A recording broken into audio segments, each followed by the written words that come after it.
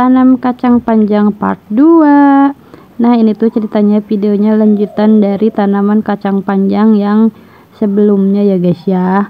Ini ceritanya, videonya itu minggu yang lalu aku bikin dan baru aku upload yang bagian pertamanya atau part pertama yang ditanamnya itu yang bagian atas ini, dan sekarang yang bagian bawahnya ya guys ya. Untuk yang di ladang ini jauh dari jalan utama, jadi kan kita tanam ada 3 tempat. Yang pertama ini tempatnya jauh dari jalan utama, sedangkan yang 2 tempat lainnya itu berada di benar-benar pinggir jalan utama gitu. Nah ini untuk yang pertamanya kita tanamnya di sini bekas tanaman jahe ya guys ya. Untuk part yang sekarang itu ini ibuku juga yang cangkul-cangkul dan aku yang bagian tanam-tanamnya. Nah sebelum ditanam, jadi si tanahnya itu diberi lubang dan diberikan jarak gitu sekitar 10 atau 15 cm gitu ya guys ya. Terus itu ceritanya teh ada ulet, aku buang aja dulu biar enggak takut, karena aku takut banget sama si ulat, apalagi ulatnya yang berbulu-bulu gitu, ih geli banget gitu ya. Tapi kalau misalkan cuma satu doang mah masih aman lah. Tapi kalau udah banyak-banyak begitu, wah udah deh aku langsung merinding. Dan sebenarnya di depan aku itu ada pohon jati yang di bawahnya itu lagi banyak uletnya, tapi nggak kelihatan uletnya mah guys. Dan aku tuh sambil ngelubangin tanah sambil celingak-celinguk gitu guys, takutnya tiba-tiba ada ulat aja gitu kan.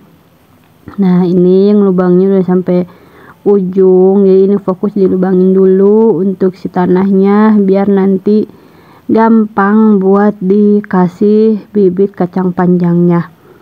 Untuk kacang panjang ini sendiri jenisnya yang warna hijau ya, karena di pasaran itu yang paling laku warna hijau, kalau yang warna putih itu kurang ya guys ya.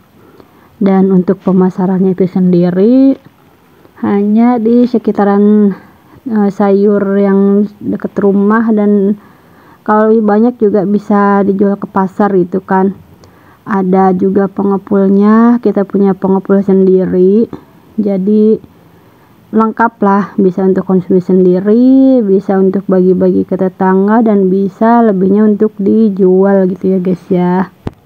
Nah untuk tanaman palawija ini bergantian ya setiap musimnya. Nanti setelah tanam kacang panjang, kalau sudah selesai kita ganti lagi dengan tanaman yang lain. Jadi kalau misalkan habis tanam kacang panjang terus ditanamin lagi kacang panjang, itu kurang bagus ya guys ya. Jadi nanti setelah selesai kacang panjang bisa diganti dengan tanaman yang lain juga, dan tanahnya biar bisa produktif terus gitu ya. Nah ini tuh pas lagi habis hujan, jadi buat cangkul-cangkulnya itu gampang banget.